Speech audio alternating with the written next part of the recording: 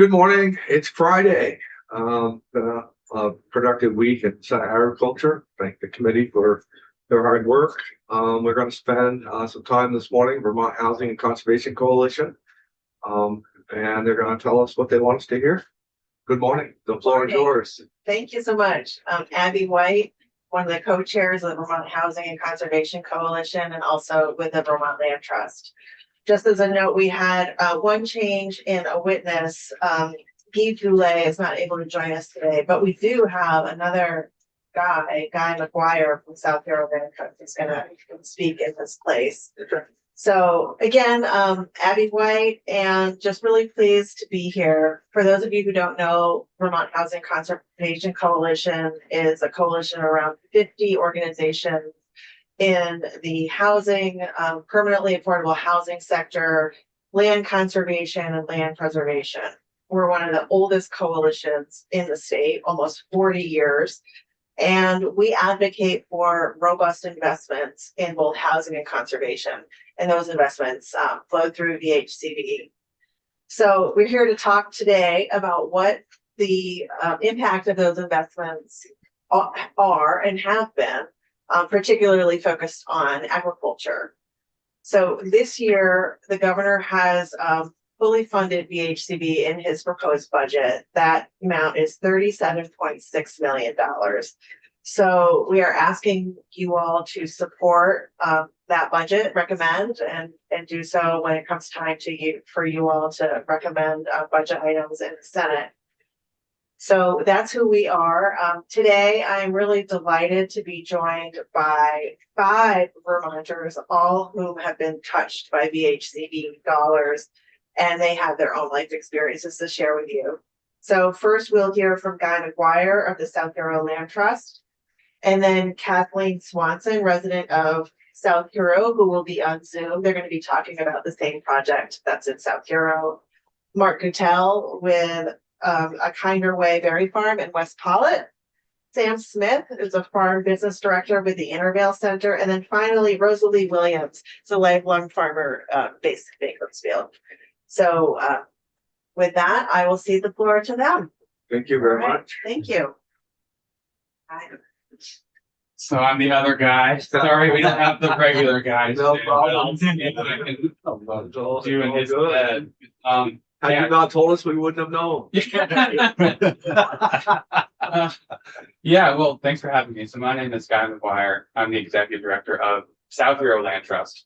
We're a very small land trust, and we do land conservation of farmland and natural areas in South Hero, as well as we do education work, getting kids out on farms. We do farm viability work, because for us, land conservation is just one of the tools, because the ultimate goal as a community-based land trust is the health of the community. And we wouldn't do land conservation if it didn't support our local community and the community throughout the islands.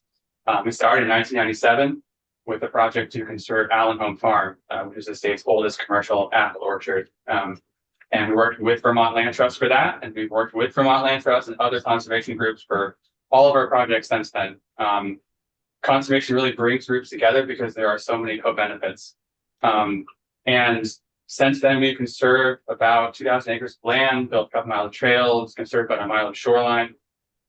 We are so fortunate in South Hero to have so many awesome farms. There's Allen Home Farm, which I mentioned is the oldest commercial apple orchard. There's also Snow Farm, which is the oldest Vermont vineyard and winery. There's multi-generational farms at Packers Orchard and Island Acres Farm. And there's also a new generation of farmers at places like Health Hero Farm and Pegasus Meats. And the thing that all these farms have in common is that they're all conserved. And the benefits of conservation has enabled those farms to continue farming. And it provides so many things. I mean, I could go on and on about why having small farms in our town and in the island is so important. It supports our economies. I mean, there's local jobs. We're talking food. These farmers sell as much as they can, and they donate the rest to local food shelves. So there's a food security element to it as well. These farms are gathering spaces in rural towns like South Hero. There's not very many public spaces, and so the farms are those places where you where you like meet folks that are from here or not from here, and they provide a really important like role for the community. And also farmers protect water quality. Farmers protect the land. They take care of the land. These are the people who steward our farmland. They steward the soil. They take care of the water, air, and soil. And they do that work every day. Our most recent project has been working with Vermont Land Trust and the Swanson and Goulet families to conserve 195 acres at the Goulet farm. And we couldn't have done the project without DHCD funding. We were able to use that funding and match it with the local fundraising campaign, as well as bring in federal money through the NRCS funding programs. And so that's like a really important thing to stress, which I'm sure you all probably know, but that the DHCD funding doesn't just pay for everything. It's like almost like seed money that helps us access this other funds to bring into Vermont to be able to do these really important projects to protect farms. And it was, I think Kathleen will speak in a moment. She'll tell more of the story, but it was 2020 that 9 acres of land they were farming was up for sale. And it was like an end game scenario where it was like, if we can't keep farming this land, we might not be able to keep farming. Like this was a 3rd generation farm that was like not sure they could keep going. And so they reached out to the Swansons who were really interested, who lived next door. They reached out to us, they reached out to Al at Vermont Land Trust and said, can we do some sort of conservation? And because we have farmers on our board, they talked to these folks, gave them the pros and cons. What does it mean to conserve your farm? What was our experience with it? Will this work for you? We were really fortunate that we were able to come together and make it happen. And they're the only vegetable operation in South Hero. They have a really thriving farm stand. It's got over 100 people a day come visit during the height of summer. And they're also a gathering space. They have events on their farm. And so the value of having the Goulet farm in South Hero is incredibly important, both for the people of South Hero as well as the whole state of Vermont. And this story plays out everywhere in Vermont. There's these farms that are being conserved and they're able to keep farming, pass that farm down to the next generation. It's all made possible by the DHCD funding. So like as someone who works in a small town, who lives in a small town, like to see the effects of this work every day, I want that happening everywhere. Thanks to that funding. So I want to thank you for your support of, conservation funding. I also want to mention our office is right across to the street from the Bayview Senior Housing Center. So it's another conservation project, but it's a housing project. And so what's so cool about Vermont is that we fund both and we work together to conserve farmland where we need to conserve it and provide housing where we need to have housing. And so that is so special that we have that. That's something that should be cherished and should be supported. So thank you for your support of that work. Question? So the other guys. Yeah. Is the housing workforce housing or general housing? That part's familiar with senior housing, which has been a huge need in the islands for people to be able to grow old in place. With housing values going up and up and up. It was hard for people to be able to grow old where they grew up and where they live. And so I think it was the first, someone here will probably correct me, the first like senior housing project in like decades and decades in the islands. I think Senator Mazza played a pretty big part of that. Yeah. Together. I remember seeing the slides on that. It's a very great project. I should mention that was Cathedral Square and that was Cider, which is a local group that they had dreamed that like 30 years ago. And these projects aren't easy, but they're incredibly important. Yeah. Do you have a number of how many, like when Land Trust, I had a conversation with Abby earlier and you say you see that it passes down to generation to generation. We have Land Trust been in practice now for I don't know how long, but have we seen, give us a number of how many has actually passed from one generation to the next to continue farming? Is there a stat on that, or there could be? I don't know. I would defer to the folks at DHCC and PLT for like larger stats. I can say anecdotally in South Hero, conserving Island Acres Farm helped them pass down the farm to the next generation, and they're currently in the process of working on the next generation. Hackett's Orchard now is in the 3rd generation farming, and that's sense conservation. Cool. Devin Hackett has taken that on. Snow Farm Vineyard is now also in the 3rd generation. So Nick and Alex and Julie and all those folks who were kids are now grown up and have kids of their own, and they're working at the family business. Allen Home Farm is in whatever the 9th or 10th generation farm. They keep going. So many of the South Bureau farms have been able to pass down, and it doesn't solve all problems. No, no, There's a lot of other support, and like the VHCB Farm and Forest Viability Program is also a huge part of that. They help work with farmers on farm succession planning so that you can deal with all the complications of taxes and stuff, and that's all that stuff that goes way above my head. We've got folks in the room that do that work. No, Steve, I was just gonna, we can get you some numbers, Just because say your name. a lot of times, you know, Good job. it may not be, Hold on. I'm sorry, I'm Al Carnett with Vermont Land Trust. Sorry, thank you. Thank you for having us.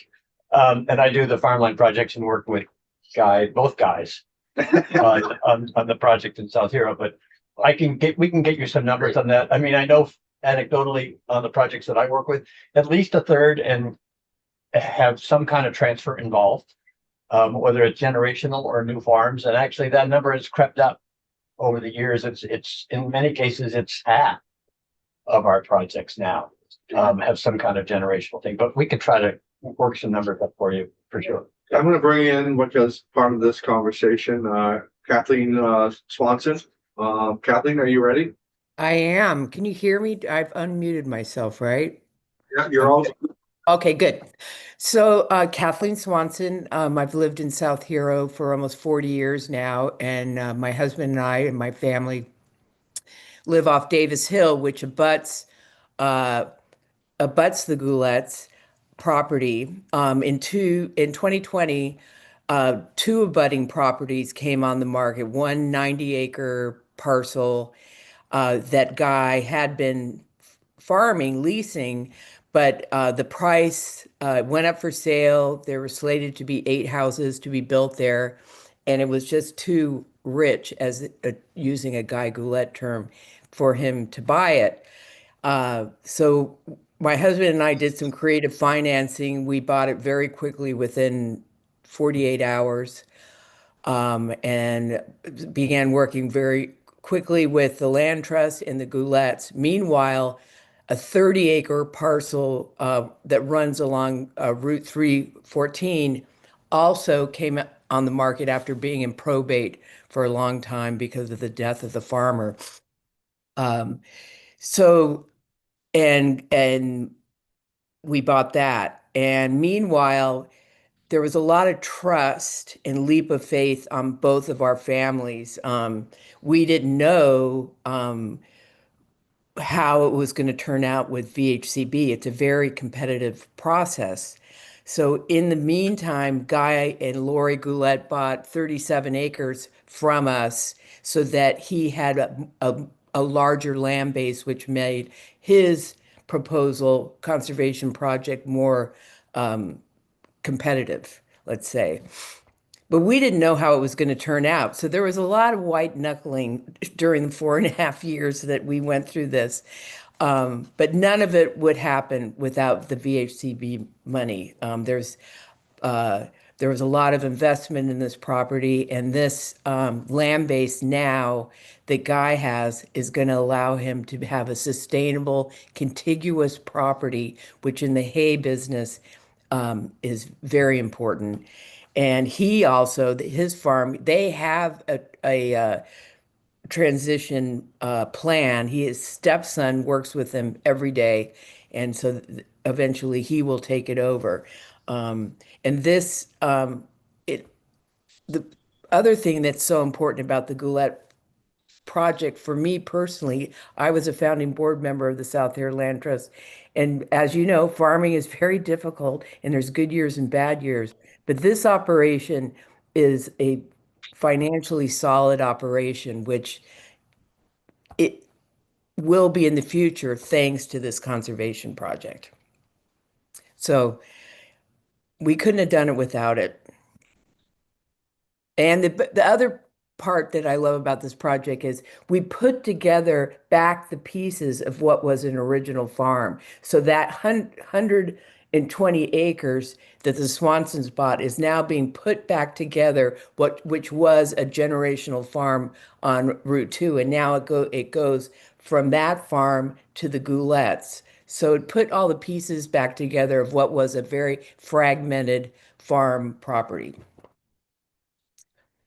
And that's it for now. Well, thank you for that. Yeah. want to say a couple of things got touched upon that this committee's working hard on.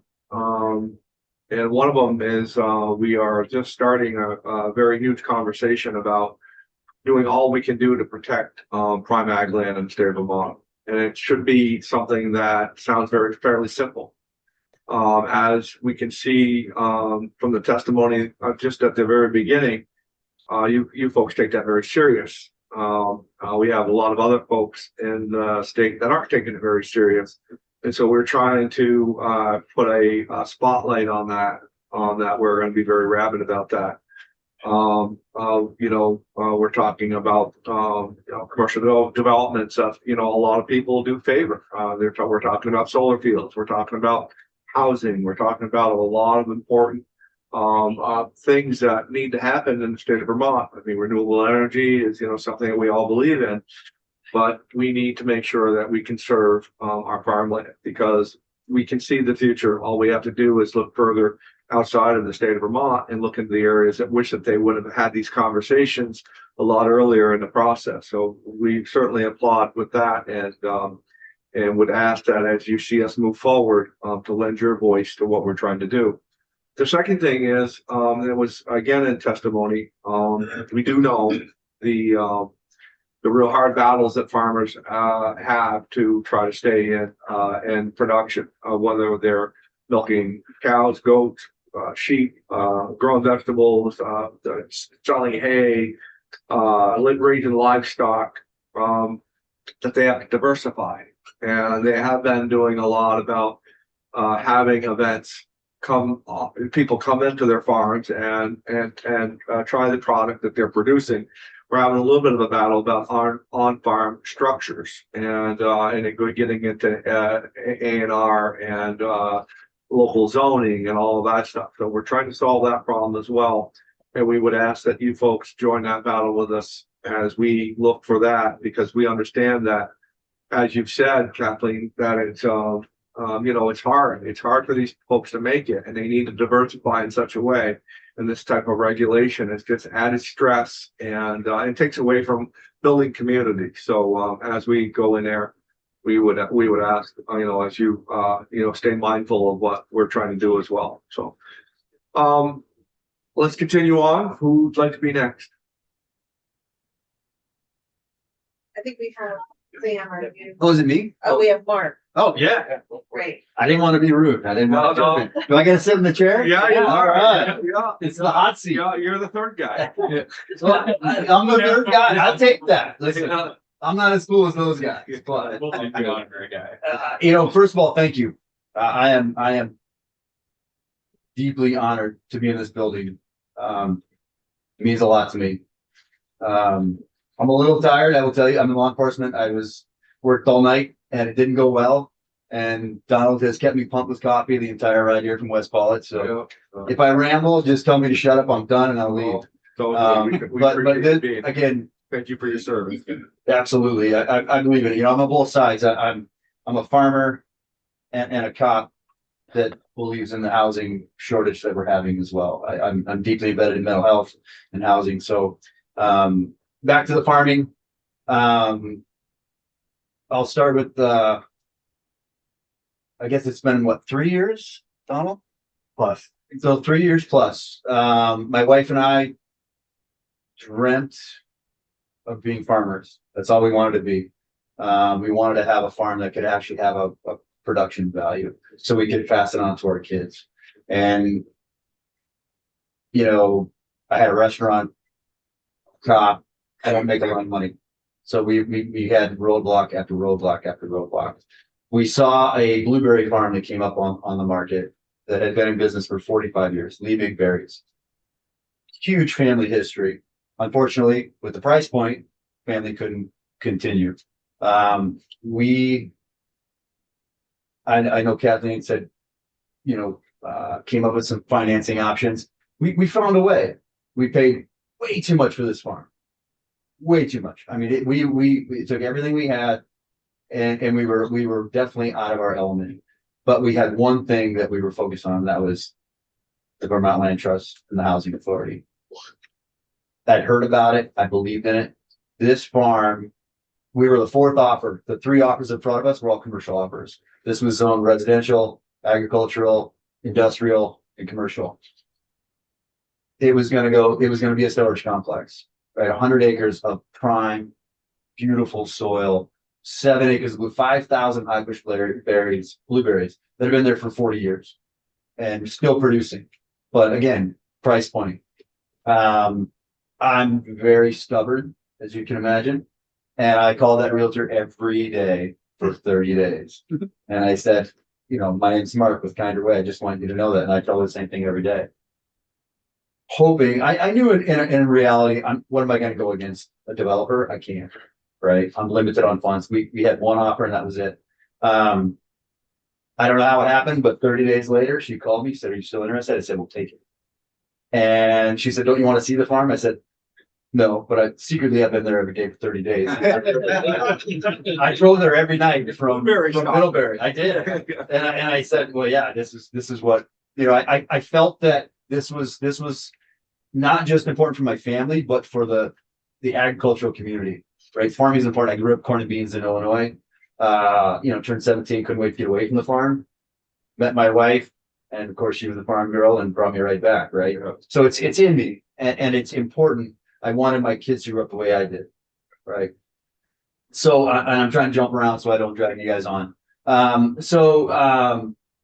We bought the farm, purchased it for way too much money. I had a $4,000 a month mortgage payment, which I don't know how I made.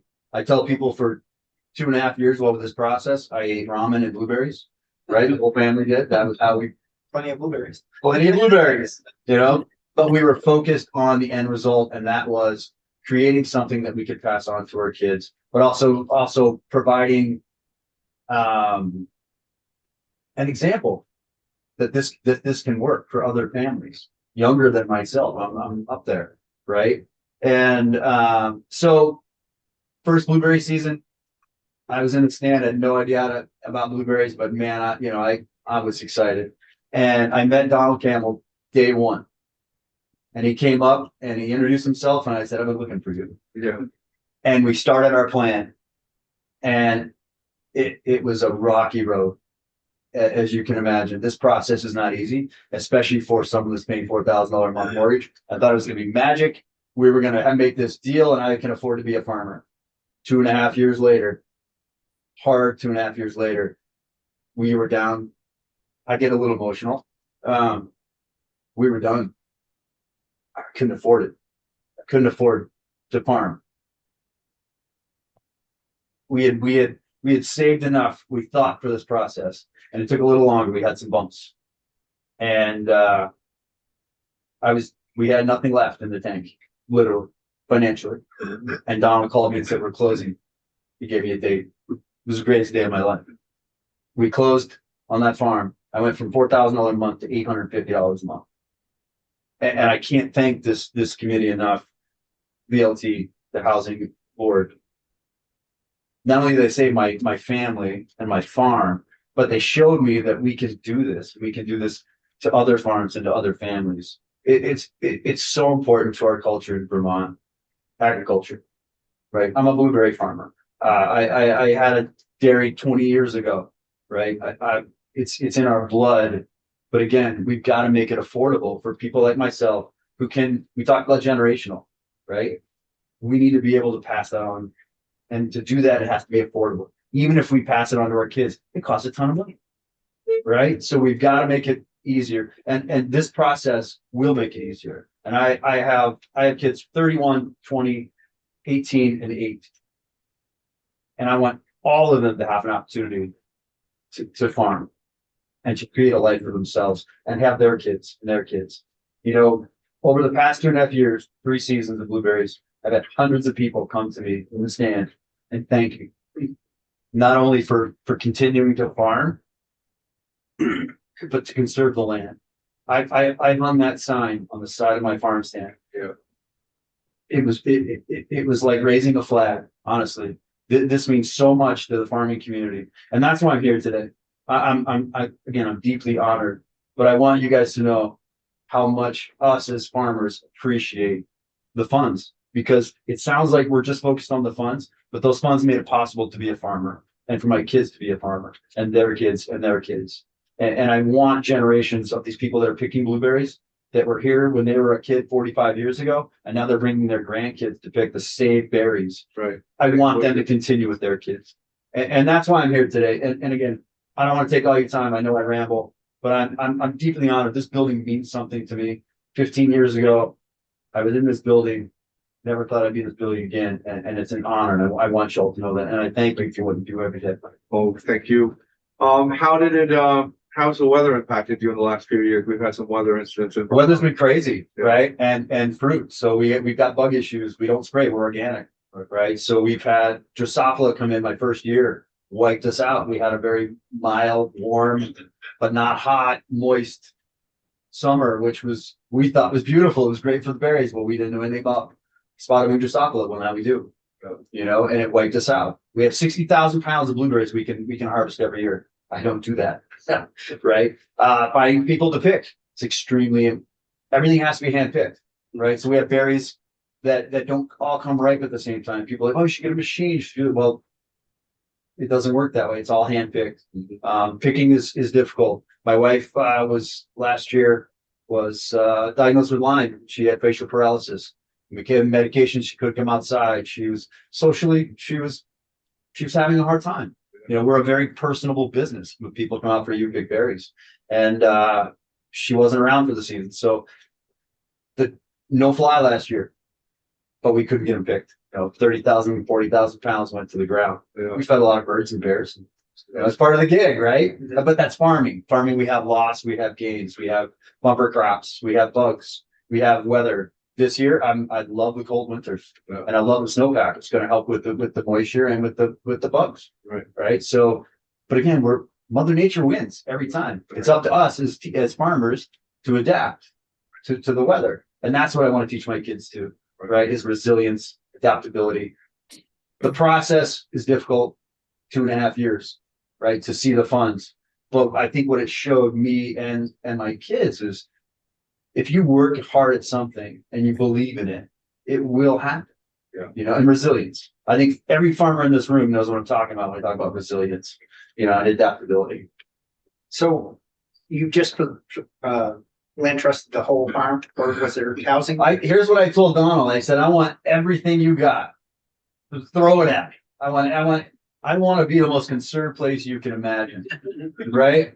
And I was thinking financial, I'm not going to lie. Right. Yeah. But again, that's my mentality is I'm working with this organization who wants to give me money to farm. Right. And I kept telling Don, what do you need? What do you need from me? How can I help you? How many acres are you? So we're a total of 101, and we've got 7 acres of blueberries. We've also got 3 acres of strawberries. And then now we've just added, we're working with the NRCS. I just finished my first 100-foot high tunnel for raspberries. We're about to start another one. And then we've got a whole vegetable area, market garden. We haven't sold vegetables, it's more for our consumption. And then I'm very involved in our local food groups, our local food banks. Again, my day job or night job, whatever you call it, is really embedded in the community, and farming goes hand in hand. We talked about how when you have a surplus, you donate it. 100%, we do the same thing, right? We're in the pharmacy program, FARM in Rutland. Fantastic program. These programs are important, but they're all focused on food. And as human beings, we need food. And we need to focus more on food. And I think these programs help with that. Well, yes. Thank you, Mr. Chair, and welcome. Great to see you. Thank you. Is it all you pick, or do you take some of it to the Rutland Farmers Market? So we do U-Pick. I try and do Rutland Farmers Market, Dorset Farmers Market, and Manchester. We do have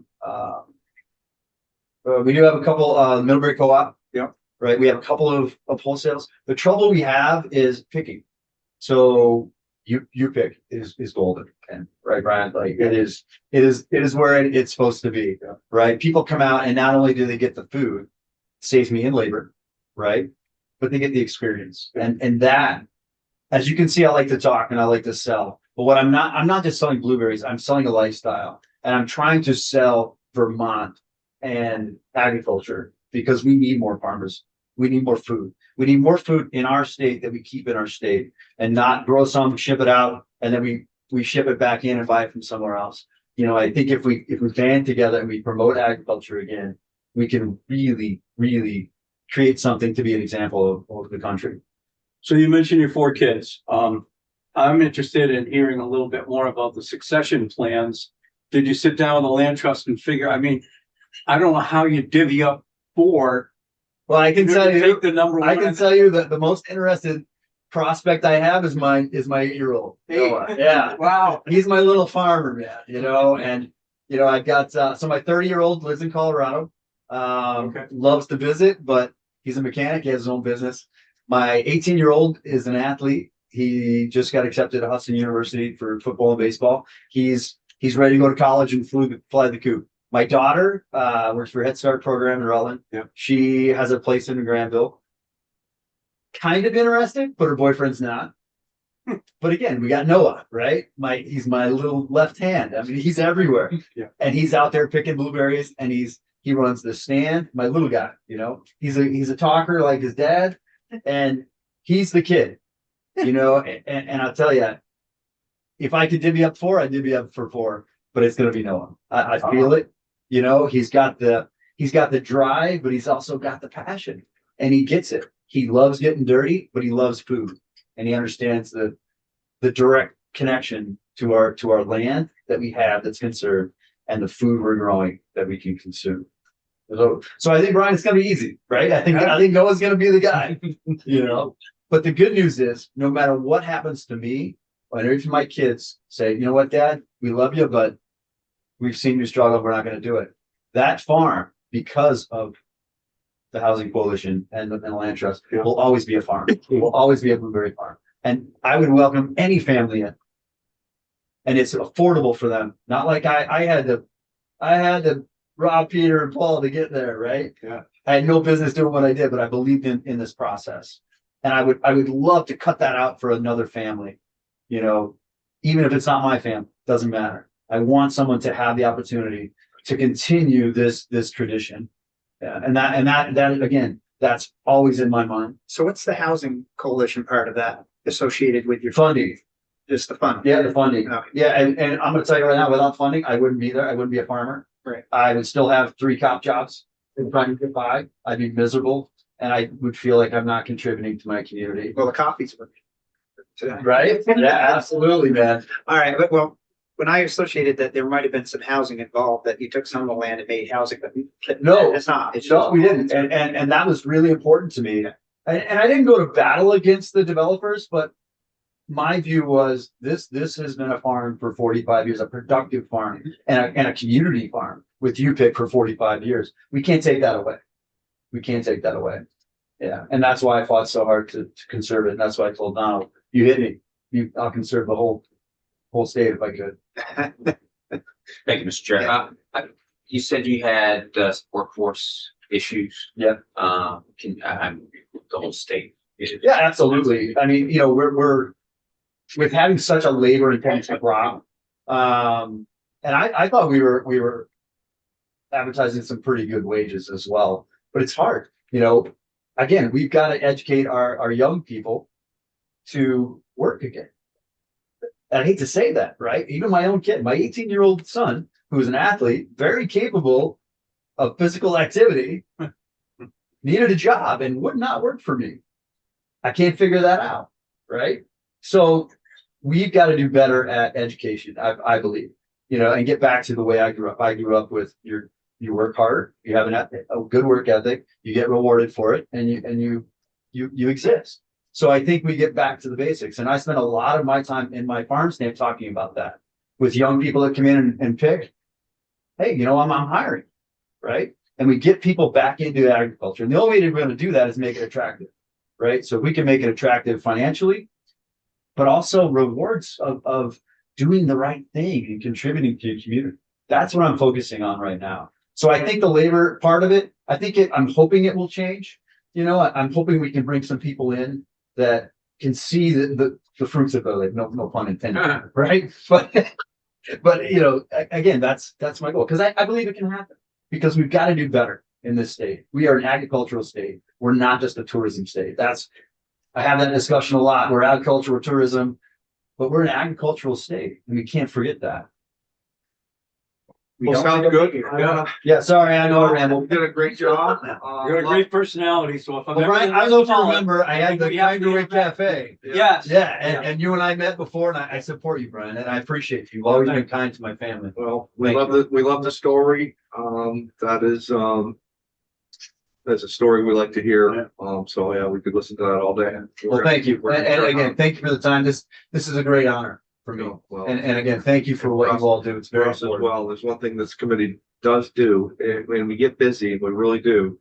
And I've said to the committee over and over and over again, let's not forget the people that we are serving and need to come in and tell their story to us. Yeah.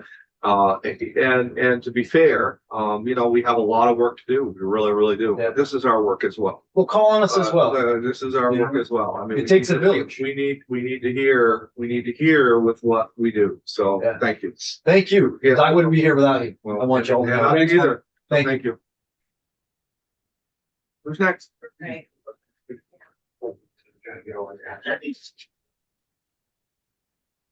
Welcome. Hello, guys. Good morning, Chair, members of the Senate Ag Committee. Thanks for having me back here again. I think I've been here about every year for the past 5 or 6. That's okay. Thank you for the opportunity to testify today and for your leadership in supporting Vermont's farmers, working lands, and food system. My name is Sam Smith. I'm the Farm Business Director at the Intervale Center. For the past 13 years, I've provided business planning support to farmers and food businesses across the state, helping them build strong, viable operations that can withstand economic pressures, climate impacts, and changing markets. I'm here today to respectfully ask that you fund the VHCB at its full statutory share of $37.6 million in FY27, as supported in the governor's budget. I believe VHCB is Vermont's most effective tool in strengthening farm viability, conserving working lands, and advancing resiliency in the food system. What makes VHCB uniquely effective is its integrated approach, pairing land conservation and capital access with individualized technical assistance that helps farmers build profitable, adaptable businesses. Conserving farmland is essential, but conservation alone does not ensure that land remains actively farmed, economically viable, or resilient in the face of climate change and market volatility. For more than 20 years, the Intervale Center has partnered with VHCB's Farm and Forest Viability Program. We currently have 4 full-time business planners working with over 130 farms a year. The stability of VHCB funding has allowed us to hire and train skilled farm business specialists who provide comprehensive support, including financial analysis, bookkeeping, and marketing support. The farms we work with represent every sector of Vermont agriculture: dairy, vegetables, livestock, diversified operations, and beginning farmers, and they exist in every region of the state. Today's farmers are operating in an increasingly complex environment. They face rising input costs, tight margins, workforce challenges, land access barriers, and growing climate uncertainty. From flooding to drought, early frosts, and high winds causing increasingly unpredictable growing seasons. To succeed, farmers must run sophisticated businesses while stewarding the land and feeding their communities. The VHCB-supported technical assistance gives farmers the tools to manage these pressures, helping them plan for risk, invest wisely, and build resilient operations that can endure. I would like to share one example of the type of work that VHCB enables. A few years ago, I began working with a young grain farmer who was farming on leased land in southern New Hampshire. Tyler Murray had identified a property in West Haven that he wanted to purchase and had begun discussions with the owner and the Vermont Land Trust about conservation. Over the next 2 years, Tyler and I worked together to develop a business plan, secure financing, and early this past summer, he closed on the property. He now has land security, room to grow his grain operations, and has gotten pretty good at developing his farm cash flow projections, which was a real stretch for him. I know the future will hold countless challenges for him, but I am confident that he has the skills to weather them. Financially strong farms are more likely to recover from extreme weather events invest in soil health and conservation practices, diversify crops and markets, and maintain consistent food production for Vermont communities. Farm viability is directly tied to Vermont's ability to feed itself. Funding DHCD ensures that conserved land remains working land and that farmers have the business capacity to stay profitable and resilient over time. DHCD also remains one of the state's strongest leverage mechanisms. Public funding routinely attracts substantial federal, private, and philanthropic dollars, multiplying the impact of state investment and bringing outside resources into Vermont's agricultural economy.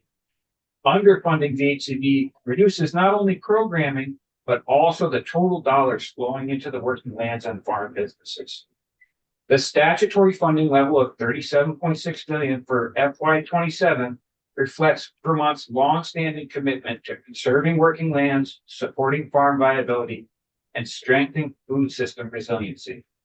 It ensures that the programs already delivering strong results can continue helping farmers navigate today's challenges and build for the future. In my 13 years of doing this work, I've seen firsthand how the difference between farms surviving or thriving often comes down to whether a farmer has access to skilled business support. On behalf of the Intervale Center, the hundreds of farmers that we have served through VHCB supported programs, and the rural communities that depend on strong agricultural economy, I respectfully urge you to support VHCB at its full statutory share FY27. Thank you for your time and for your continued commitment to Vermont's farmers and working families. Well, thank you.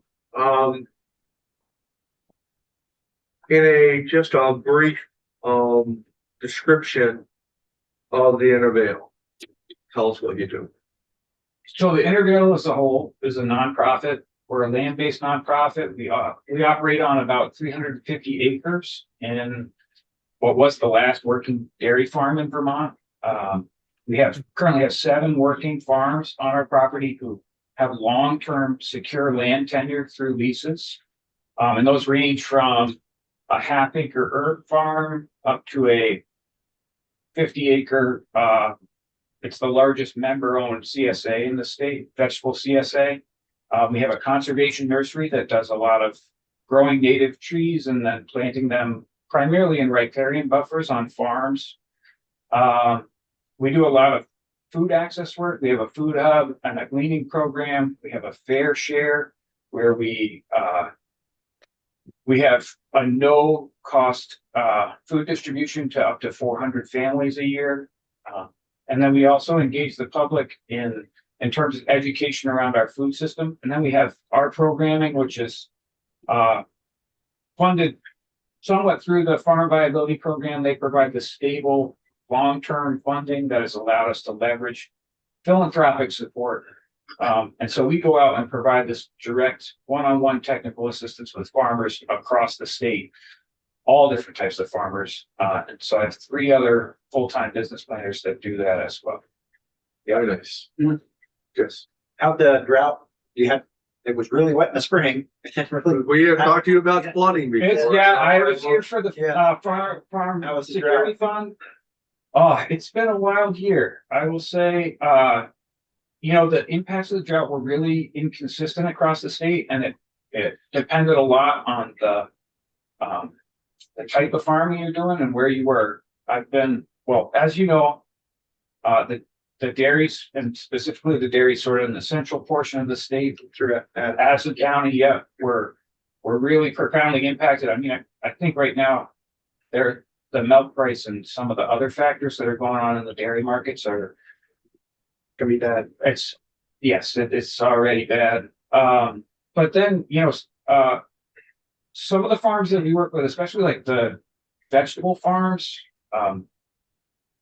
because they've sort of seen the writing on the wall, have started to really think about mitigation practices. And if they had irrigation, they actually had, some of the vegetable farmers had really great years. Like, How about down on the Intervale? the Intervale, they did okay because we have really sandy soils. They've relied on irrigation.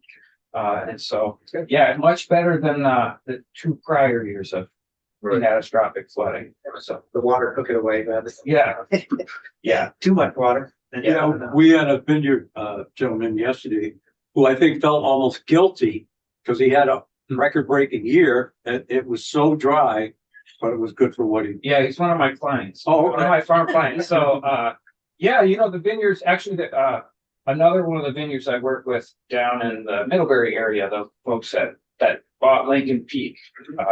They bought it last year and their yield was down a little bit. I think it was probably down about 10%, but the quality was much higher. So they, for them, a wet year for vineyards is really, really challenging. Yeah. But yeah, they had, yeah, Dave, I think it was David Keck, and there's that, he lost his entire crop. He probably talked about that. Yeah, The problems. yeah, so, all of our farmers are facing it in one way or other. And it was my understanding that the farmers that had to deal with the drought were not the farmers that had to deal with the flooding prior to. I think for the most part, yeah, I think some of the Addison County Yeah. farmers with lowland, What's Addison County? like, yeah. Well, those folks, That's why I work, man. the dairies, like, if the dairies, if they have a really wet year and they're out on the clay plains, they have a really hard time getting corn in and out. And the folks that have a sort of diversification of growing areas have a much better time of weathering both drought and wet periods. And so, Well, we're gonna move on. all right. And we want to Thank thank you. you very much for all. It's good to see you back. soon. Yeah. Hey, Rosemary, Thank you, Rosalie. it's your turn. I didn't do it. Gotta chair. clean up. Oh, dear. Welcome. Thank you. You're very welcome. I'm very honored to be here today. We're honored to have you. I'm very excited. This is my first time being here. So, yeah. My name's Rosalie Williams, and I used to be an organic dairy farmer for 30 some odd years. The farm that I have now, was given to me by a dear friend that my grandmother actually delivered him and his brother in the house that, on the farm. And, anyway, through the years, I've been really wanting to continue to farm, but we had some horrible situations that happened. And because of Vermont Land Trust and, Vermont Housing, Coalition, was able to save it so I could pass it down to my family like I've always wanted to do. My original farm, I grew up on in Bakersfield. I've been in Bakersfield for 69 years. And farming has always been in my blood. I grew up with oxen and horses.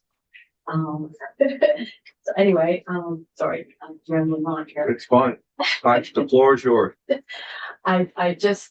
My kids, I have two daughters. I had a son, he died in the military. And he always said, Mom, can you imagine what you could do with this farm? So one of the wishes that I always wanted to do was to continue to farm. The farm where I am now, actually, I had to sell my cows because I had a horrible fire and burnt my home and electrocuted when the lightning strike went to the power surge and killed almost half of my herd. I didn't have insurance on them, so I didn't have the funds. I did not have insurance. Couldn't afford both. Being a small farmer, I had about 80 plus head. And so it kind of forced me to diverse my farm, which is something I always wanted to do anyway. Eventually, I was going to start breeding my dairy herd into Angus. I've always been partial to Angus cattle, which is what I'm doing now. So the gentleman who actually gave me my farm, we had an agreement between us. His name was Levi Joyle Jr. He's the gentleman that my grandmother delivered. And the promise was to keep it a farm no matter what. And I said, Junior, what if I can't farm anymore? He said, I don't care if you raise chickens. He says, don't ever, sell it to a developer or anything. And through the years, my farm is a beautiful scenic farm. It shows, I believe, 6,800 acres of panoramic view of the mountains all the way around me, less than 2-3 acres. I have Cold Hollow, which is, I call it my mountain because I grew up there in East Bakersfield. People always wanted to purchase my How farm, many acres are you? 248. And one day I had somebody come up to me and say, because I was getting in a situation where I was possibly looking at a tax sale. And I said, I don't care what happens, this farm will not be sold to a developer. And I've had a couple that offered me some serious money for my farm. My kids, I know that they will actually step up to the plate because they grew up there. So when I was approached, when I asked about Vermont Land Trust, I said I had approached them many years ago, but at that time they weren't interested in my farm, the other farm that I had. And but this time around, I felt very fortunate to say, I want to conserve this land. It's just beautiful farmland, and it deserves to stay that way. And I kept my promise to Mr. Doyle. That's what makes me feel really, really honored, is because I found out at the closing that Mr. Doyle had actually, him and his brother back in 2004 had wanted to try to get in Vermont Land Trust. And so I kind of kept his dream, and not kind of, I did keep his dream and his wishes. When I look out across the house and I see that huge field out there, I say, God, I could have put 50 houses in there. I would have made a lot more money. No, because that's not what I wanted to do. But because of Vermont Land Trust or Vermont Housing Coalition, I actually lived a dream that I wanted to do. And Mr. Doyle's wish. And it just makes me feel really good to know that there's an organization out there that's willing to work with farmers to keep it agriculture, or I guess housing. Sorry. It helped me financially. And in fact, I told Tucker that I didn't do it for the money. I did it because I wanted to conserve. And I had no idea how to do it until somebody said it to me. I said, wow. And being a farmer, being sheltered in East Bakersfield my whole life, you didn't hear about certain things. Then NRCS started getting involved with projects, and it opened my eyes, and I started telling other farmers, and before you know it, I mean, I've got neighbors now that are conserving their land. So yeah, I feel good about it, and I hope that you folks do support, the budget or whatever. I don't know what the right words are, but You said all the right words. How many beef animals are you running now? right now I've got 10, Yeah, there you go. but I started milking with 2 Oh, yeah, and 105 calves, which I milk by hand. yeah, yeah. Um, So is your goal to start producing milk again? no, if my family wants to, that's fine. I got a whole brand new barn and a brand new house. Everything electrical and everything. The barn has been done over, but not too many farmers can afford, even young farmers. I got a young farmer right now that would like to start a farm milking dairy, but they can't afford it. Right. And I feel bad because it's part of me that wants to say, just come and do it. But I know that wouldn't be the right thing to do, but that is how I would feel. I'd say, hey, just come and, do it. It's something that they had the love for. And I did hear somebody say earlier that their kids weren't interested. Some of their kids were not interested in farming. When I was a kid growing up, I hated farming. Amen. I missed one day of school. I missed one day of school in 12 years. I got an award for it. I graduation in 1974, 52 years ago. And now I love it. I grew up loving it. When my aunt ran a farm, it was a woman's job back then. I wasn't in the house baking cookies and stuff. I was out actually working the land with my oxen. I always had oxen. I had, purebred, Devons. And, yeah, that's how I did everything. We're planting 3 acres of potatoes to sugaring, 4,000 taps of sugar woods to, going to church on Sunday. So anyway, it's just amazing that there's, like I said, this organization that helped me to realize I can do anything. And I do speak with a lot of younger people. I work with teenagers and stuff, thousands of them. And actually, they think it's amazing what I've done as a female. So they just say, I can do anything. I can do anything. And that's what I truly believe in. And if you've got somebody that can support you, it's even better. And like I said, I didn't do it for the money. But yes, it helped me. I don't have to worry about having a tax sale next year because I'm 2 years behind in taxes. Questions? No. How long have you been with this happen? With the land trust now? How long ago? Yeah. A year, maybe? A year, so it's a year into it, okay. Yeah. So, I Well, very inspiring. Thank you. Agreed. Thank you for your story. Thank you for what you do. Did we get everybody? We did. I think so. Well. Oh, I did forget something. Yes. We did place some wetlands on my property and we're working with conservation and us and LCS to actually plant trees. Yep. Because there's a couple acres of that and I would have been able to do that. Well, thank you very much. I want to thank all of you folks. We're honored to be of service to all of you and appreciate all that you do. We are here to work for you, and that's what we do every day. So thank you very much. I appreciate you coming in. We're gonna move on to our next subject, but you guys have a great. Taking us out.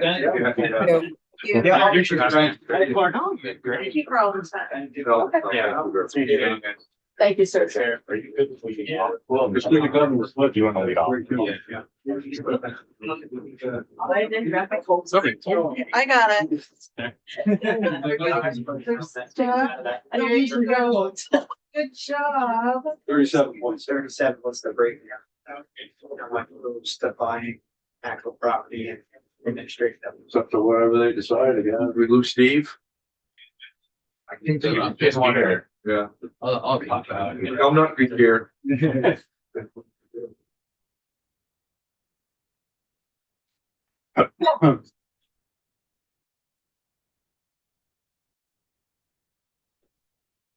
Didn't realize there's somebody.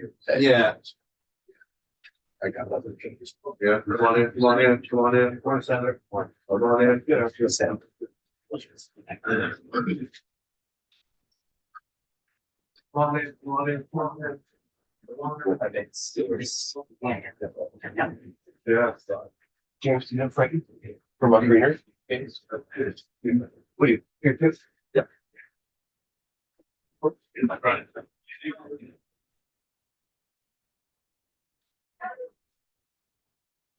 Hey, Steve. Yes. Steve, they did the fever broke. Fever broke. So we're here. Under 100. So it's a win. Not for me, anybody. It's my son. See, that's I 1 year old was 103. Stan wants to throw a chef. But I think it's see. No, I'm fine. I honestly prefer to stand. I just. Turn around and face. Way I can run more quickly. So, we just did a little bit of a switch over. Senator Mayor should be right back, but, so we're gonna, talk about, some hemp, subjects that are going on. We are very fortunate to have a room full of, people that are making a lot of those big decisions. I have been very, fortunate, and,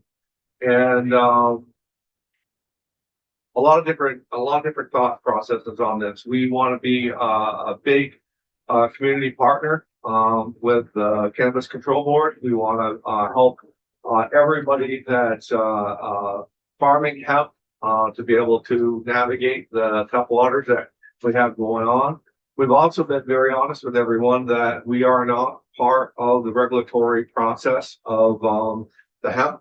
We will support the Cannabis Control Board in any way that they need us to support them.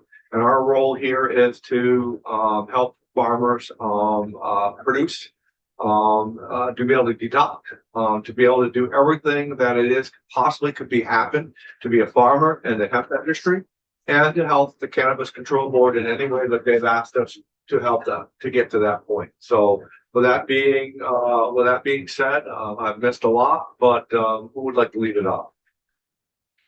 I think I will. Okay. I don't mind. Yeah.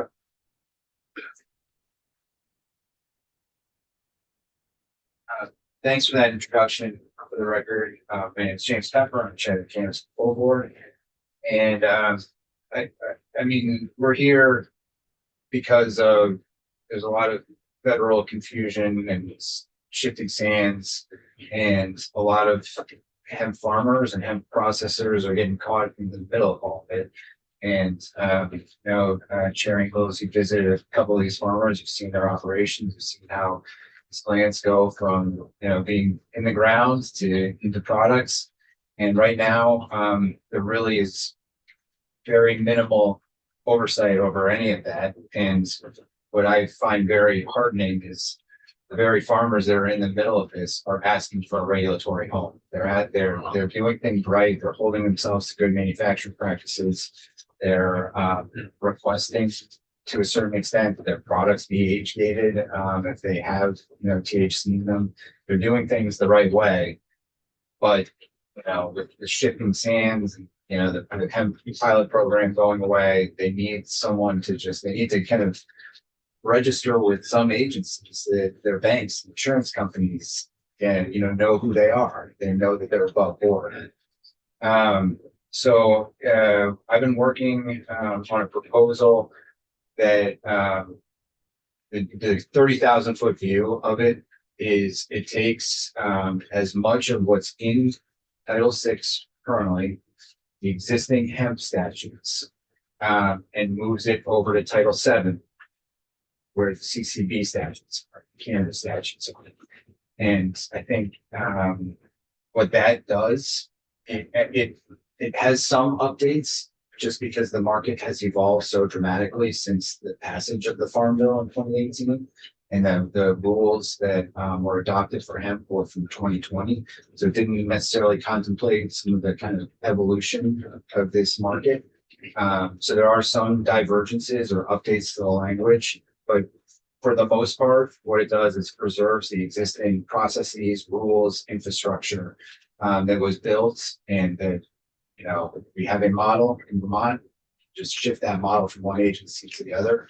I think the benefit of that is that that the industry understands it, and when it comes to any of those kind of divergences that I talked about between the existing statute, that would happen through rulemaking. But we have the foundation of the rule that the Agency of Agriculture developed in 2020, and the rulemaking process is an inclusive process. It involves a lot of industry input, public safety input, public health input, and ultimately legislative approval. So I don't feel like it's necessarily the best idea to get into the line by line. I have the proposal. I've shared it. I've shared it with you. Yeah, we have it here. And Does the committee have any questions that they want to dive down into? I think the hardest part with the committee is going to be to understand our charge. What are you asking us to do? What do you want us to do? And I know, we've had some very, very broad discussion. Steve's had, you and I've had, and we've had, I've visited and I've done, but to bring the committee on board with what you want us to do. And I think you've done that a little bit with what it is, but I'm gonna send it to the committee. Do you, any questions that you want to be asking right now? Or do we want to continue on? Just so I'm clear, your constituents or clients, so to speak, they're asking for this because it would help them better get loans, get other official documents, things of that nature. Is that That's right. And it will also differentiate the legitimate businesses from the ones that are really just exploiting loopholes to make high potency products that, should be called cannabis products, Sure. or called hemp products. This is allow these businesses to essentially just operate above board, because right now, no one's registering, no one's licensed. When a bank, if you want to open a bank account, they want to know who you are and what you do. Really don't have that. very rarely do entities come and say, hey, we want government regulation. Yes, I know. And I'll leave it to the people that are in the room that are existing in this gray area right now to actually ask for that. My job is to just say, this is how we can do it responsibly. I think that's the way it's all been. Yeah, I mean, James and I have been talking for a long time about this, and Sam, and and I went and saw, and to hear some of the compelling stories, and again, there are some people in here that I think, not in here, but there are some people within the industry that have wanted to be cannabis producers, but yet fall under the hemp rules. And that's something that I don't think that's a part of what we want to try to do here. If we want to just get them protect this part of it, and so yeah, I think it would be helpful to have some other folks tell us what they'd like us to do. Yeah, I don't have much more to add. I mean, I'm happy when the time comes to walk through this proposal line by line if you'd like to, or have your ledge council do it. Probably end up having let's council do it. Let's hear the rest of the folks in the room, and so that we can get an understanding of again what our charge is, and so that we stay in our lane. That's right. Thank you, folks. Thank you. For the time.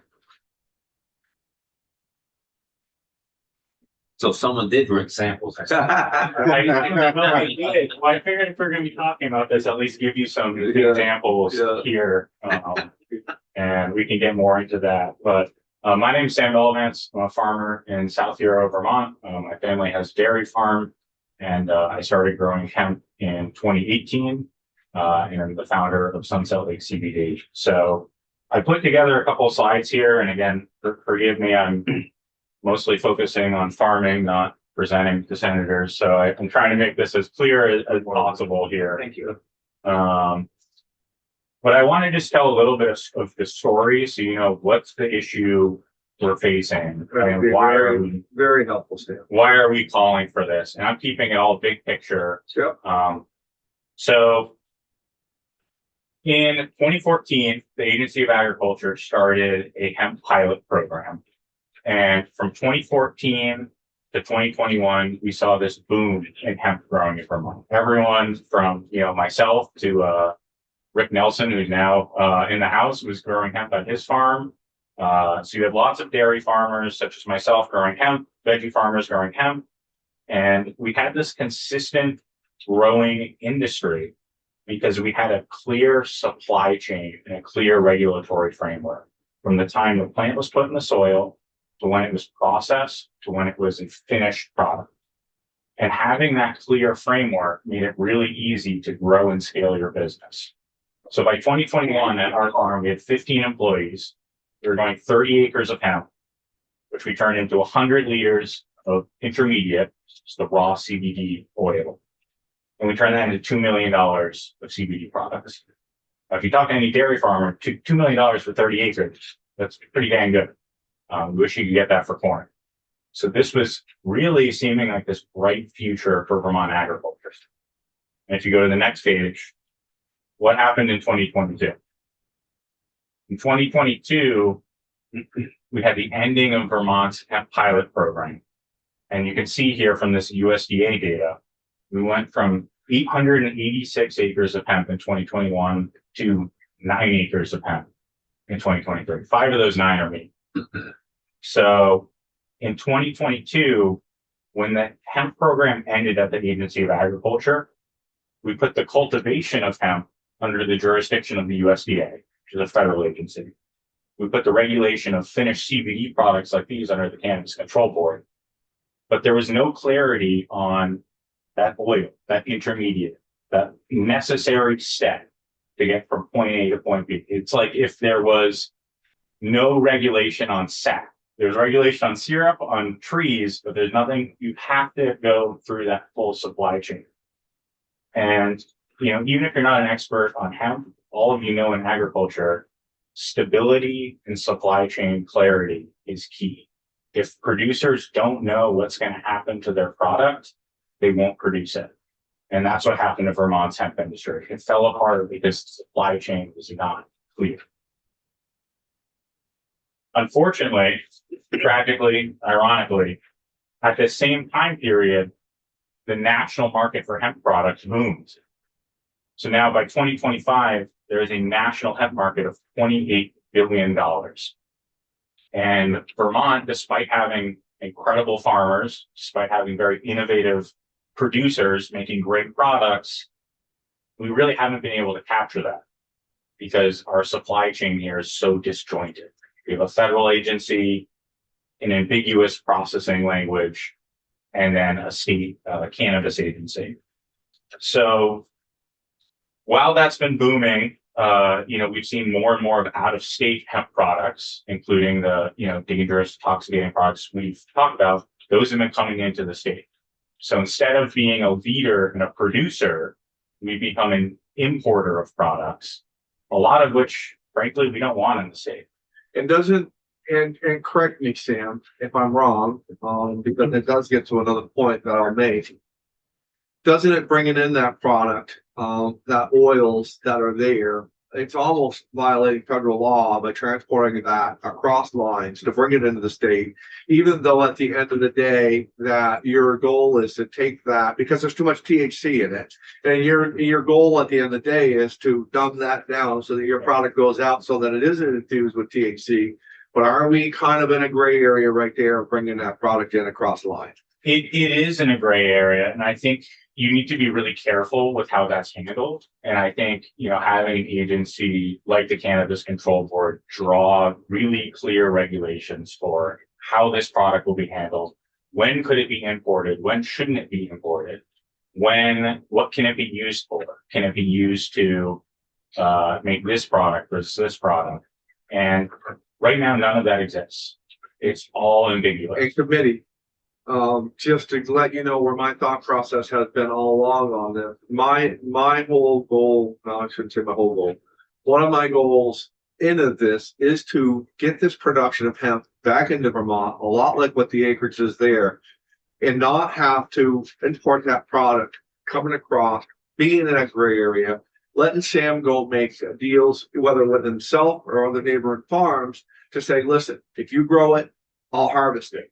And there might need to be at some point in time a ramp up time to get to that point. But my goal is when it's all said and done, is to try to have almost all the product that these Vermont farmers need, these Vermont producers need, be grown in Vermont and create more opportunity and to create better markets. So that's kind of where we're at. So continue on, and if anybody's got any questions on that, certainly jump in. No, thank you for your comments, and I appreciate your sentiment and your work on this issue. You know, what I see here ultimately is the path forward, and like you said, it's rare for someone in the industry, you know, hey, regulators, you know, have more oversight here. Centralizing the control of the process from hemp farming to that processing of oil to the finished product under one state agency, because I need to know who is in control of the supply chain. These questions need to be answered. It was the Agency of Ag. If it's the Cannabis Control Board now, that's fine. But we just need one agency who can control that supply chain. So that's part of what this bill does. I think it's a great start here. I'll be done here in a minute here. Fine. So outside of just, centralizing authority into the Cannabis Control Board, we really need to make up with lost time from the past few years. It's not enough just to centralize that authority of the control board. We need to give them a mandate to actually promote the cultivation and the production of these products. That's what the Agency of Agriculture had, and that's why we had such a boom in hemp. So I think a lot of this bill is calling for rulemaking. I think if we have Vermont farmers such as myself, CBD producers, Agency of Agriculture staff, make sure we're at the table too to help the Cannabis Control Board during that rulemaking. And then lastly, I have some specific recommendations for this bill. I won't read all of those off now, but you have them here for the record. Ultimately, it is getting to that vision of, if we're going to pass a piece of legislation, the end goal has to be supporting hemp farmers and supporting access to these products. I think it's important to note too, there was recently an executive order from the White House stating that it was their intent to promote access to full spectrum CBD products for Americans. So this is something that there is support for at the federal level, not only from the executive, but from our congressional delegation. And I think it'd be great for the Vermont legislature to help out as well. Wow, something we all can agree on. So, yeah. Yeah. And lastly, there's a picture of me on my tractor, just because I couldn't help myself. Yeah. So the bullet point 2 on that last recommendation. Yep. If you remove all reference to the THC limit, I'm trying to come up with a way to clearly define what the differences are. Sure. Yeah, I don't necessarily want to remove all limits. I think I would remove that specific 0.4 language, and I would replace it with what we have in an emergency rule from the Cannabis Control Board. Our Cannabis Control Board has done a very good job of dicing out, here's a CBD product, here's Sam's hemp lotion, and here is an intoxicating gummy pretending to be hemp. So that emergency rule, it sets it at 1.5 milligrams, 20-to-1 CBD to THC ratio. That's done an excellent job of weeding out the bad actors in this industry. So I would say if we are going to have a number in this bill, I would have that number, or I would have no numbers at all. My fear is that a producer, we have one number in statute, and then we have another number in rule. And I don't know, am I making my products the rule or to the statute? It gets at that lack of clarity is kind of the overall problem here. Okay. And I don't know what the numbers mean anyway. Sure. To be honest. Is it similar to what we do with alcohol, where we've passed into statute? I guess it's statute, right? An amount of blood alcohol content. If you're driving and it's 0.08, you're legally over the limit. Yep. I don't know how we came up with that number. I don't know if that number means anything to anybody. Well, it does if you get pulled over and you're above it. I know that. Yeah. Beyond that, I don't know. And you get to a certain point where, I mean, you're in danger of killing yourself if you have too much alcohol in your system. So I don't know what the numbers mean, and I don't know how they arrive at. How do they decide that you're intoxicated if you go beyond a certain limit? Well, I think that our board arrived at that number through looking at lots of research from different health agencies, from speaking with members of law enforcement, from arriving at a reasonable conclusion based on what other states are doing.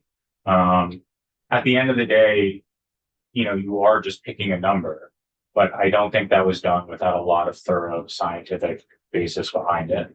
Okay. And what I like, that rule that the board put in place in 2023, my business can operate successfully based on that. And my biggest fear is that a new Cannabis Control Board down the line, okay, do they change that rule? Does that change? I'm making products. I have a production facility. I have equipment. I can't have that number go up and down all the time. And I mean, this from dairy, it's, you're investing in a milk bottling. Yeah. Things need to be stable in order to recoup that investment. So stability is key. And the same thing with some regard to maple. Exactly. We know we rate maple with different. Well, and I think it's that number is very, important to this committee as well. These folks, because I've spent some time with them, have heard me said over and over, and you guys might have heard a little bit of it as well, although we haven't spent a lot of time with it. I've said, listen, hemp to me is not an intoxicant, and marijuana is. And I think it's very important to understand where that number is in this committee, because again, I have said over and over and over a time, there comes a time when we're going to support the farmer while that product's in the field. But once it gets to be different, or once it gets to be processed, especially if it's cannabis or marijuana, it's going to go to other regulatory authority, not us. So that number is very important to us, so that we can focus on that and make a rule. I think it's very important that we come to that agreeable number, which sounds like we have.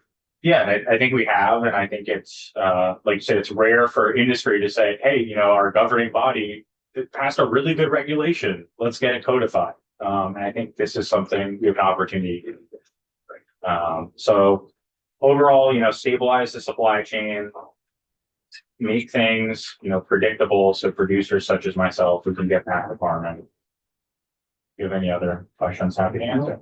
Well, who's next? Very well done, but Thank you. Yes.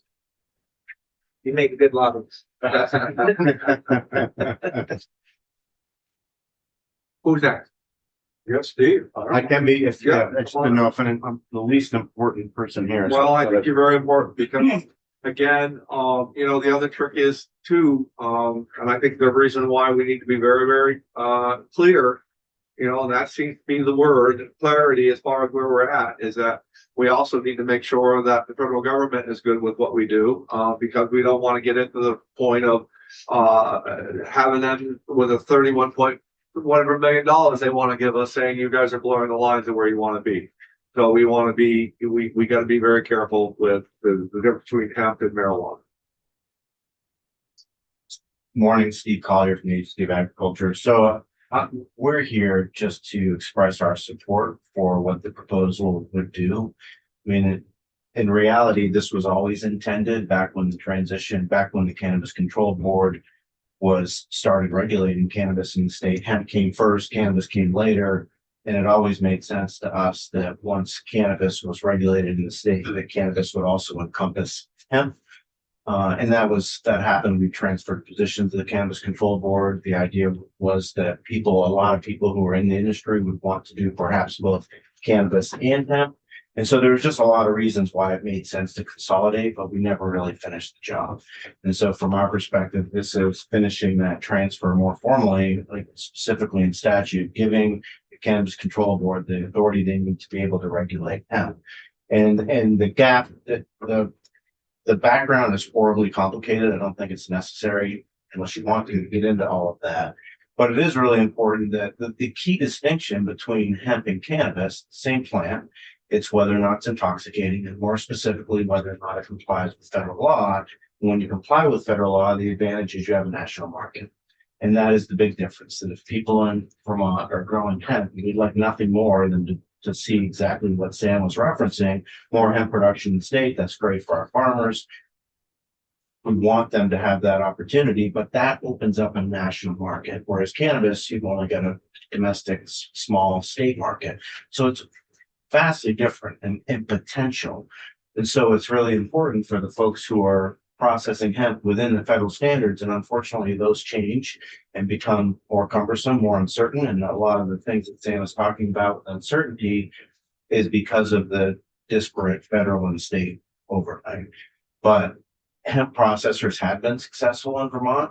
Hemp farmers could be successful in Vermont, we believe, and having a consistent regulatory overlay. And I think the importance here, to Senator Major's point, you don't often have industry coming in clamoring for regulation, but here, if you're not able to prove that you're a legitimate business, rather than potentially violating federal law, then it's your access to resources can be quite different.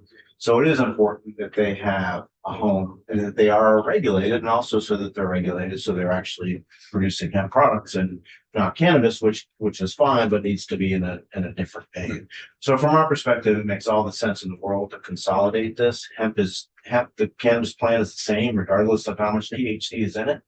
And so having the expertise and the regulatory authority and consistency, building that program within one place makes a lot of sense.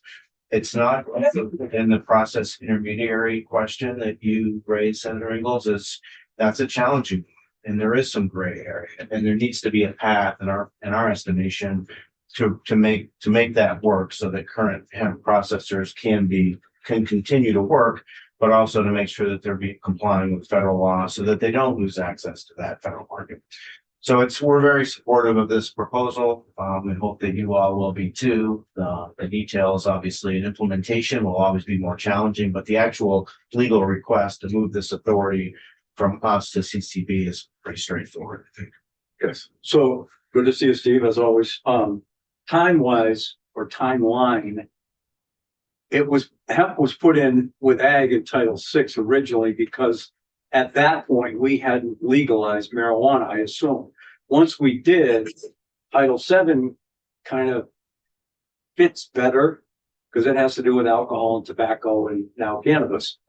So in a sense, all we're doing is reaffirming. It's hard to explain this. I know what I'm trying to say in my mind. Me too. We have the same plant, but we bifurcated the products therein. And what we want to do is put hemp back, kind of like separating it. I think exactly right. And recognizing that it can be used for different purposes. Yeah. Okay. And even if you're trying to grow hemp, you can mistakenly grow cannabis. And so there's a lot to it in terms of the regulation. It makes sense to have one home for it, but you're right. Hemp first became legal in the United States, including in Vermont in 2014 Farm Bill. There was a pilot project. That pilot project was pretty permissive. So it was relatively easy for folks to operate within it. In 2018 Farm Bill, the clamps were put down a bit. And so the most importantly, the level of THC was significantly lessened. It was made clear that you had to count not only the THC, Delta 9 THC, but the THCA, which is also in the plant, but not until you burn it. So once it became clear that you had to meet this 0.3 Delta 9 THC after it's called decarboxylation, then it became really difficult to meet the standards. And it's been harder ever since then. And now there's a new federal law that goes into effect this November that's still making it complicated. It's a challenging environment, but it's one that in our estimation, the Cannabis Control Board is clearly best equipped to handle. And I'm fully in support of moving these provisions to a different level. I think it would give farmers less worry of being under a federal spotlight if it's hemp and that's all we're talking about. And phew, now we don't have to worry, kind of thing. Is the wording of this, it looks like, and I'm used to when I see underlined words, I know, oh, that's a new one. But it seems like it's just literally picking up the provisions that were in one title and moving it. I don't see any changes here. I don't know that was redlined, the version that you have. So it's mostly models what's in Title VI now, but I think there definitely are some changes. I don't know. And I think if this is submitted to legislative council, I'm sure that they'll give you a typical draft of what would be new in Title VII. Okay. And if you asked, it's certainly Cannabis Control Board or legislative council or us could contrast it with Title VI as well. There's fees here, which I don't know. Those are they're different. the same. I believe those are different than the projected fees based on the CCB. Well, we had different fees, some of which were, I think, in federal law, and some which were not. Okay. And I didn't know if there was any additional requests from Cannabis Control Board for new positions because they're, I try to read it all the way through. They're not asking for new positions. Yeah. Maybe I'm making it more complicated. Well, I maybe put the cart before the horse a little bit, but I thought that maybe the backstory a little bit about what we do would be very important to use because it would be very dry for us to read down through here and not understand what we're trying to do. So what we'll do next is we will get Ledge Council in here and look at it probably in a little bit more complete bill form. And, just make sure that, because again, we have to understand it, we have to explain it, we have to know what we're doing, and it's a subject matter that you guys haven't been exposed to, me and the committee hasn't been exposed to, but I thought a lot of the backstory would be very valuable. And I also think it's a backstory that needs to be told that we are here to help as well. I mean, we want to help. We want to help the Cannabis Control Board. We're very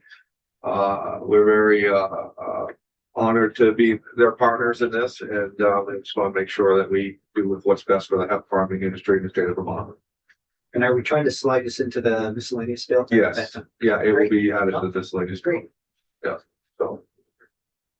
so anyone else? Yes, Just a point of clarification, Kyle Harris, Cannabis Control Board. yeah, come on up.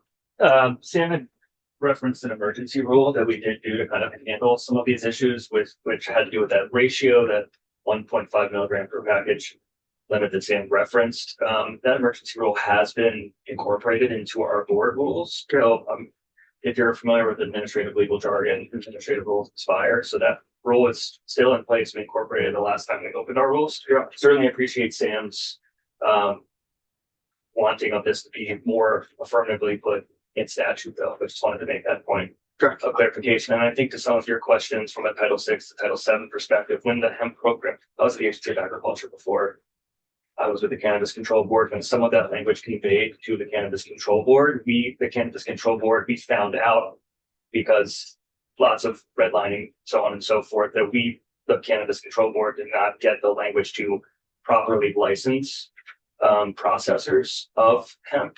And so there's been this back and forth of trying to get that authority into Title VII, which is where a lot of the Cannabis Control Board's authority lies. USDA regulates up into the point with which it's tested out of a farm field and not of any products thereafter, which has created this big vacuum of the products that you've seen that Pepper put on the screen when we were in here last time. And folks have figured out how to, market these and mimic a lot of what the cannabis markets around the country intend to do. So just a couple points of clarification for you. And will this help for people that want to grow hemp to make fabric, or will that not affect? Will it make it easier to farm because we had a big push last year? I believe so. And, there's differences in terms of, the commodity hemp markets from a textile manufacturing perspective, and those that are trying to sell products like Sunset Lake and others that are intended more for a consumer. But if we create this look, Jeffrey, you want to add something to that? Yeah, I mean, I think, for the record, Jeff Patillo, Vermont Growers Association. I think when thinking about the industrial uses of hemp, which is a great question, by the way, Senator, it really comes down to how do we want to regulate this at the cannabinoid sort of chemical level, which is largely the premise for this conversation so far, CBD, THC, versus removing all of those compounds from the understanding of a regulatory and thinking about fiber, textiles, and the expensive processing equipment it needs to stand up those materials to get into the supply chain. So a much different conversation, but absolutely, I think we should be having that one as well. So I just want to say good point. The focus is certainly somewhere with this, but that question is an important one. And, from a commodity perspective, that can do what a lot of other commodities can do, depending on its interest. From what I understood last year is that again, there's no regulation. So I want to start farming it for textiles, being able to go and say, hey, it's legitimate in the state of Vermont now. I think so. I'm not sure that the business world has caught up to that intention yet from a scale perspective. There's a lot going on with hemp overseas and trying to turn it into things, and elsewhere around the country with turning it into a plastic, bioplastic, so on and so forth. I know that there's been a couple individuals that have at least approached me about trying to do hemp processing, not for THC, CBD usage, as they alluded to. They were in this committee last year with their products. Yeah, I think they were in the Northeast Kingdom. I can't recall specifically, but I think this would be a good start to getting to a place of clarity. Anybody in this room have any disagreements with this we're talking about? Everybody good? Everybody nodding their head in the right direction? Anybody else have anything else they would like to add? Yeah. A couple more remarks. Yes, absolutely. Come on up. I gotta say, for the record, Jeff Hello from Vermont Growers Association, it is great to hear operating the cannabis space, all of this alignment across these different agencies and different parties. So I appreciate that. So very briefly, by the way, Vermont Growers Association, we are the trade association, one of them for the adult use cannabis space. Even though that was our name, our use paying members represent the entire supply chain. We're very proud of that. So why are we weighing into this hemp discussion? We're weighing into this hemp discussion because, first of all, we appreciate our hemp farmers and producers in the state, but also because there's a lot of shared regulatory and statutory overlap, and then the implications of that overlap between cannabis and hemp. So in its simplest form, as you've been hearing all this morning, hemp and cannabis are one thing. And so what we shared with you all over email the other day, which is our suggestions, which is largely in alignment with what you've been hearing so far. And that is simply put, one plant, one system. And I draw your attention to S-188 from 2022. That was the first ag bill back then, for those who were with us, that began to recognize adult use cannabis to some degree for adopting some of the regulatory benefits of cannabis. In that bill, there's actually a trigger provision that says, should Washington, D.C., should our federal government deschedule or legalize to some extent, then this body the state of Vermont shall reassess the jurisdiction for both cannabis and hemp. And so that speaks to, I think, the intention of this body for many years, and that is to keep things as efficient and as unified as possible. So we're largely here to show support for what you all have said from the perspective of the adult use cannabis workers. So I'm going to share that. And that's really, really important. The recommendations that we shared with all of you over email the other day were developed with some local hemp farmers and hemp producers. So even though our members, and we do focus on the adult use cannabis space, I do want to let you know that we very meaningfully developed these recommendations that we shared with all of you. And we hope that you take them seriously. And perhaps one sort of item that has not come up. Just the thought here. Sure. The clarity that we're trying to bring to this is where you've said that you do kind of gravitate towards the adult use market. It does help you to not have intrusion into your space, right? Correct. And that's why we're, deciding to voice our opinions is because we do see this play out in other states. And what we've been hearing from everyone here in this committee and across different agencies is that recognition of protecting what we do best here. Which is high quality, specialized, small scale production of whatever it is, whether it's textiles or, these CBD products. So with that being said, one thing that we would just put into the discussion for consideration, maybe its proper place is not in legislation, this particular bill, but that is to allow for adult use manufacturers the allowances to possess and process hemp derived products as well. So whether it's CBD, and we put that forward because right now we think that perhaps there aren't as many processors in the state to support the hemp farmers and bringing those products to market. We have manufacturers in the adult use space that are already set up to basically work with these plants. And so we would ask that you all would consider that allowance for our adult use manufacturers to be able to work with our hemp farmers as well in the space. So just a little bit of a support mechanism there that we'll put into the conversation. Say that a different way. So we have a really diverse and vibrant quilt across our state of product manufacturers, whether they're making edibles or making like concentrates themselves in the adult use cannabis space. They're successful, they're talented. A lot of them are artisanal. They make very, very high quality products that compete not just with other states, but globally as well. Like we, think about maple syrup and our beer, our cannabis and our hemp is no different. Very, very high quality. It can be. We have adult use cannabis manufacturers right now working in the THC space. We think it would be advantageous for the hemp space to allow them to support the hemp farmers in ensuring that their hemp products are able to reach market.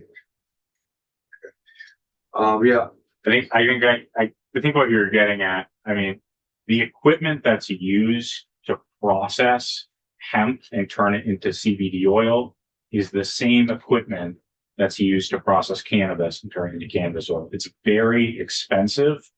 And I think what Jeffrey's getting at, you would want to have the ability of a hemp farmer to maybe contract out to a cannabis, hey, can you process my product and turn it into oil? Just because this equipment can cost over $250,000. So the reality of, oh, I'm going to have my hemp processing building and my cannabis, people aren't going to build two separate buildings. It's the same thing. You wouldn't have one bottling plant for chocolate milk, one bottling plant for oat milk. You have one plant that does separate production runs. I get that. So that would help out. That helps me, but it really, I think it gets down to, with my thought process, is that it really don't matter to me whether that's done like that. I wouldn't have a problem with that. I think it's down to, is hemp an intoxicant and marijuana is, or hemp is not an intoxicant and marijuana is. So if there was cross use of equipment and all that, I think it gets down to the final product of where it's at. That's where I would be. Appreciate that perspective. So, I mean, James? The proposal leaves this question to rulemaking, but I certainly, the board, recognizes that, you have all this existing infrastructure on the cannabis side. To duplicate that in the state, doesn't make a lot of sense, but we would need, just like TTB at the federal level has concerns when you start moving THC into beverage lines, existing breweries, there needs to be a way to make sure that there, is a clean break between when you're making hemp and when you're making no cross contamination. Exactly. So, And I think this is very, very important for everybody to understand. For this, is that the way I want to guide this committee towards this is not to. I think the partnership that I've had with the Cannabis Control Board has been great, and it's been honored because I've said over to James over and over and over again, we are not going to be the regulatory part of this. We are here to help the growers. We are here. We are whatever, once it gets out of that field and goes elsewhere, we understand there's going to be another regulatory process, and I'm going to be working very, very closely as to not be stepping on any toes. My whole goal is to make sure that farmers are going to be able to grow hemp and being able to make all the deductions that they can, and hopefully when it's all said and done, that all hemp products that are produced in this state are grown locally in Vermont. That's what I'm trying to get to without even making regulatory on that, but to make it a process forward so that there'd be no reason why that Sam couldn't go out and say, hey, I can't grow this all myself. Would you be willing to grow 30 acres full? Or, you folks, get contracts with folks and be able to supply the product from Vermont farmers to the Vermont producer. That's where I want to be. A lot of the regulatory, all of the regulatory stuff, other than if James Pepper says to this committee, hey, I need a little help with this. Can you do this for us? Or Steve, HVAC, hey, listen, this is where we need some help with this right here. We are a partner in this. Not trying to get into the regulatory part. Yes. If I could just put a finer point or compliment Pepper's comments, I think that's something that the board certainly could figure out with some strong standard operating procedures, because, unfortunately there is the ability to kind of invert hemp distillate into the cannabis market, which I think is something that we would want to minimize and not happen as long as we can. But that's what we want. Yeah, we want you guys to tell us that. But I think there's an opportunity for the statutory and regulatory kind of combination there to complement each other. That's a consideration that this committee is looking at. Yes, we agree, and that's what we want as well. And it's not a binary here, but really, part of this is in recognizing that the Cannabis Control Board has become the go-to agency when it comes to this unique plant that is a high value crop that I think that, and recognizing that and then leaning into the fact that they did a pretty good job in standing up the adult use market. And so we think that they can do the same thing. If I may, I was not with our coalition when we were here a couple weeks ago. If just take a minute to just raise a related land use matter for cannabis. There has been an update, just maybe a minute or two, if that's appropriate. Right. So we do have this duck and hemp farmer in Essex that we're all aware of. His name is Jason Struthers. Yeah. Had a conversation with him the other day. Essex revoked his adult use cannabis cultivation license. And what I'm asking of all of you, perhaps for consideration this year, whether it's in a miscellaneous ag bill or even what's being delivered over in Senate Econ right now, 278. And that is the recognizing that there's sensitivities around the federal landscape when it comes to cannabis, but an intent and an interest to treat it as ag as much as possible while it's still in the earth, right, growing. And that is contending with these cultivation districts and these setbacks that we feel were brought to this body, this state house, for the purposes of really putting a single individual out of business. And there's no other individuals that have been harmed as this person has in Essex by those laws, which we feel are overly burdensome. And we also feel, sort of stepping back, that necessarily was not the best use of the legislative branch, such that bringing forward deliberations and discussion in this body really for the intent for a single individual. That's the way that we see it. And we mean that as respectfully as possible. Big topic.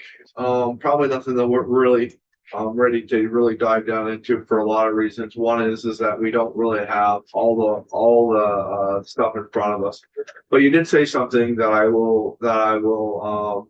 will share back, is that it is our intent in both the hemp and the cannabis world, understanding that there will be further regulation that are out of our controls, and I want it to be out of our control. I want it to go to the proper authorities, Cannabis Control Board or wherever, that we would like to be in the, we would like to support anybody that puts their hands in the soil and grows a product, whether it's cannabis or carrots. And we'd like to get it to the point to where they could make all kinds of deductions that a farmer would make, again, and all of that. What's happened in Essex is, it's complicated, very complicated situation that's, had a lot of ramifications throughout the agricultural world. I don't really want to get into whether, the farmer's been purposely harmed or not, to be fair. Not what I want to get into discussion about in this committee. I appreciate that. And I want to put aside the municipal exception discussion and just focusing on, those setbacks in cultivation districts. It's in a way, this body afforded regulatory benefits to a group, to a class, and then pulled them back, right? That's what we see here. Well, why don't we say that for another discussion, but not today. Thank you, Chair. Okay, thank you. Anybody else? I want to thank again. I want to thank all the partners. I think we have a clear view. We'll continue on with some of our work. I thought it was valuable for the committee to understand a little bit of a backwards process for us that we don't normally do. But I think the committee understands what we're trying to do. So, well, thank you all. Thank you. Yeah. Committee, as I said, we'll continue on with this. Some clarification of the language. Everybody, just if you don't understand whatever, I think we got a pretty wide ranging, broad discussion about what they're trying to do. And I think that it's controversial as it could sound. It isn't controversial. Thank you. It isn't controversial at the end of the day. I don't believe it is. I hope that we feel the same way. They're asking for a home. And I'm very honored to be working with other agencies and have them not feel threatened by us, just doing what we're trying to do just to protect farmers. And supporting it. Right. Ag is in here saying, yeah, we support this, that's what it is. Right. Well, there's been a lot of tender discussions that have gone on, that are have been ongoing for 6 or 7, probably even longer than that, but I've been involved with them for 6, 7, 8, 9, 10 months, yeah. And so, it took a lot to have everybody come in this room in this same mindset. So, I think everybody's comfortable with that, and our whole thing, I tell you, our hardest thing is, to be fair, is for us to understand this enough to report it on the floor. That's really, to be honest, is the hardest job that we should have. Well, you'll do a great job. Senator Major is looking forward to it. Okay, we all good? Yeah. Yes, sir. Okay, let's call it a day, and thank you guys for a great, well, don't go off of it, you got Linda. Thank you guys for a very good week. We are into a lot of deep discussions, a lot of hard discussions. Nothing that we can't handle. We're not over our skis. We're not ahead of our skis. I think we're just doing a lot of good work for the state of Vermont and for agriculture. And we're getting closer and closer every day to getting down through our bill and making it concrete. As you are very well aware, and I'll make sure that I'll say it out loud again, Linda sent out a letter to all of the affected parties, 1 through 3. They were gonna meet through this week and meet with us again on Friday. Hopefully we'll put some rest to that. We're gonna continue on down through. I shared with Senator Major next week's agenda, and we're gonna just keep on plugging away. I think we're making great time, great progress. Again, we're into a lot of heavy stuff that I just want to make sure that you guys, very smart committee for sure. I want to make sure that totally you understand, what we're doing, what we're trying to accomplish, and so that when you get asked questions, you're able to defend our positions or just say this is what we're doing. So we're doing a really nice job. So thank you for a great week.